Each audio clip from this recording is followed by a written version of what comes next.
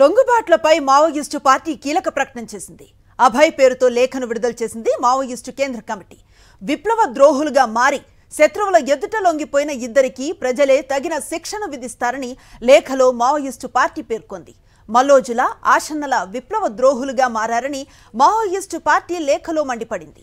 ఆయుధాలను వదిలిపెట్టడంపై మల్లోజుల వితండవాదాన్ని తెరపైకి తెచ్చారని, కేంద్ర కమిటీతో చర్చించకుండానే మల్లోజుల లొంగిపోయారని లేఖలో తెలిపారు. విప్లవ ద్రోహులు మల్లోజుల ఆశన్నలను తగిన శిక్ష విధించాలని ప్రజలకు పిలుపునిచ్చింది మావోయిస్టు పార్టీ. ఇప్పుడు లొంగిపోతున్న వ్యవహారం పార్టీకి తాత్కాలిక నష్టం మాత్రమేనని, ప్రాణభీతితో ఎవరైనా లొంగిపోతే లొంగిపోవచ్చు, కానీ పార్టీకి నష్టం కలిగిస్తే ప్రజలే బుద్ధి చెప్తారని మావోయిస్టు కేంద్ర కమిటీ లేఖలో పేర్కొంది.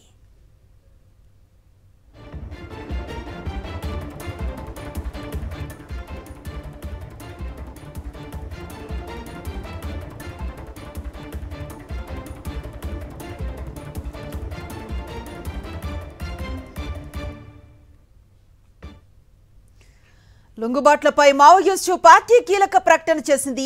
అభయ్ పేరుతో లేఖను విడుదల చేసింది మావోయిస్టు కేంద్ర కమిటీ. విప్లవ ద్రోహులుగా మారి శత్రువుల ఎదుట లొంగిపోయిన ఇద్దరికీ ప్రజలే తగిన శిక్షను విధిస్తారని లేఖలో మావోయిస్టు పార్టీ పేర్కొంది.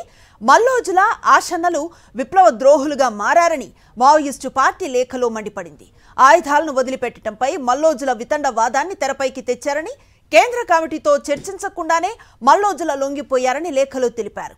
విప్లవ ద్రోహులు మల్లోజుల ఆశన్నలను తగిన శిక్ష విధించాలని ప్రజలకు పిలుపునిచ్చింది మావోయిస్టు పార్టీ.